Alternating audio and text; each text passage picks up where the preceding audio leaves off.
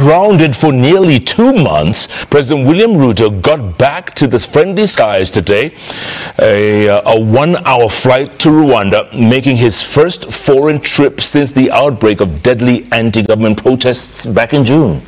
The president has today left the country for the first time as he joined dignitaries for the inauguration of President Paul Kagame. And as our very own Emmanuel Too reports, President Ruto, who until the revolt was one of the most frequent flying leaders, may well be regaining his wings to fly.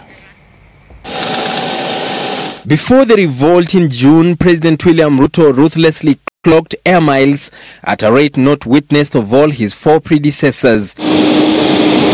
He would have been on his 66th trip out of the country if he kept his average of 3 foreign trips per month since taking over the reins of leadership in September 2022. Ruto has made 62 visits to 38 countries in his first 20 months in office. But the Gen Z-led anti-government protests, which began on June 18th, closed the skies for the globe-trotting president, who until today had been grounded for nearly 57 days. Rwanda, a nation that is a 1-hour flight away, has caused the dusting of President William Ruto's frequent flyer card as a presidential inauguration ceremony came calling. President Ruto now getting his wings to fly again as he tasted the runway Sunday when he flew to Kigali, Rwanda, to attend President Paul Kagame's inauguration to his 4th term in office.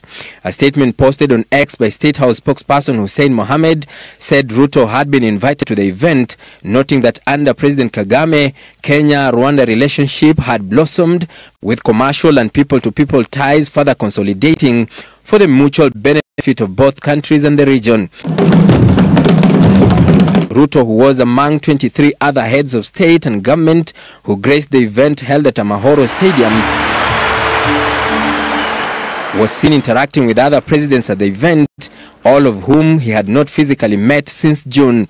Prior to this trip, the head of state is said to have skipped several other global engagements, including the 6th Media Coordination Meeting of the African Union AU in Accra, Ghana.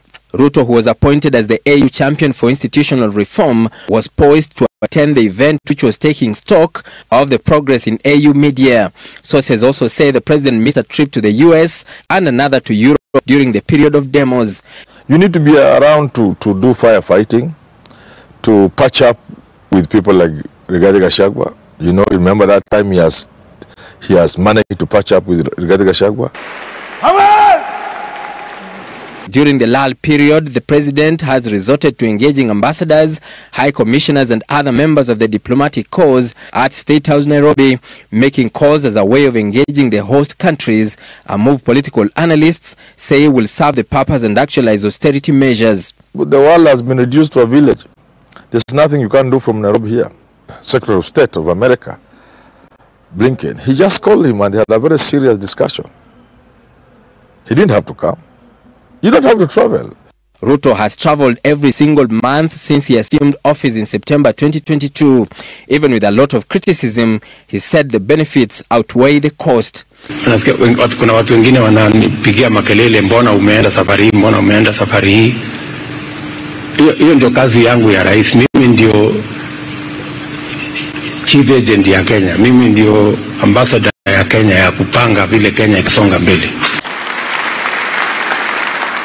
Kagame, who has been president since the year 2000 and de facto leader of Rwanda from 1994 to 2000, was sworn in for yet another term, having been at the helm of leadership for about 3 decades now.